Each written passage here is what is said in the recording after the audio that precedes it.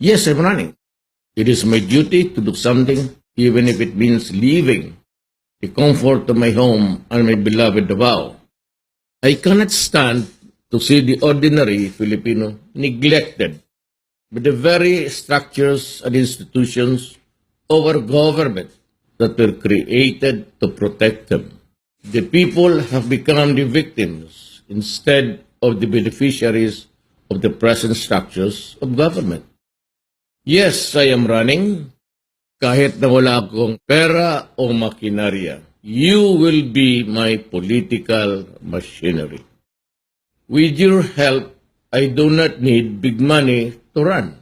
I will rely on your voluntary contributions and my friends who will contribute with no strings attached. Yes, I am running. Hindi ko kayang tapatan ang mga ibang kandidato sa gastos nila sa TV and radio ads. Kayo na lang ang media ko. Yes, I am running. Hindi ko kayang tapatan ang dami ng posters at billboards ng campaign materials nila. Kayong mga kabataan at housewives na lang ang gumawa sa inyong bahay-bahay ng mga posters ko. Kayo na lang ang magtahi ng mga t-shirts ko para sa kampanya natin. Kayong mga karpentero na lang ang magtayo ng billboards ko.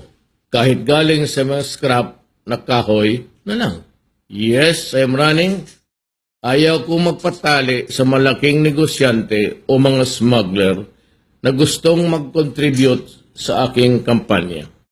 Sabi ko sa kanila, even if you contribute, I will still go after you if you violate the law. So better not contribute anymore. Sa mga tao na lang ako magpapatali. Sabi nila, tuwid ang daan at kayo raw ang boss. Naramdaman ba ninyo na kayo ang boss? Boss ba kayo sa mahal na bilihin? Boss ba kayo sa grabing traffic? Boss ba kayo sa pag-usbong ng krimen at droga? Boss ba kayo sa walang trabaho? Kayo ang binubosabos. Ako po si Rudy Duterte. I will do my part to give you back your country and set it on the right course so our youth will have a future. But I cannot do it alone. Everyone must sacrifice. Yes, I'm running, but you have to run with me. Let's fix this country. Sama-sama tayo, upakan na natin. Yes, I'm running. It is my duty to do something, even if it means leaving the comfort of my home and my beloved Davao.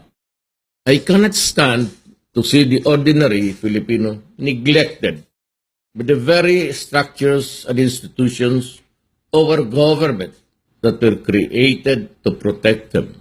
The people have become the victims instead of the beneficiaries of the present structures of government. Yes, I am running. Kahit na wala akong pera o makinarya, you will be my political machinery. With your help, I do not need big money to run. I will rely on your voluntary contributions and my friends who will contribute with no strings attached. Yes, I am running. Hindi ko kayang tapatan ang mga ibang kandidato sa gastos nila sa TV and radio ads. Kayo na lang ang media ko. Yes, I am running. Hindi ko kayang tapatan ang dami ng posters at billboards ng campaign materials nila. Kayong mga kabataan at housewives na lang ang gumawa sa inyong bahay-bahay ng mga posters ko. Kayo na lang ang magtahi ng mga t-shirts ko para sa kampanya natin. Kayong mga karpentero na lang ang magtayo ng billboards ko. Kahit galing sa mga scrap na kahoy na lang. Yes, I am running. Ayaw kong magpatali sa malaking negosyante o mga smuggler na gustong mag-contribute sa aking kampanya. Sabi ko sa kanila, even if you contribute, I will still go after you if you violate the law. So better not contribute anymore. Sa mga tao na lang ako magpapatali. Sabi nila, tuwid ang daan at kayo raw ang boss. Naramdaman ba ninyo na kayo ang boss? Boss ba kayo sa mahal na bilihin? Boss ba kayo sa grabing traffic? Boss ba kayo sa pag-usbong ng krimen at droga? Boss ba kayo sa walang trabaho?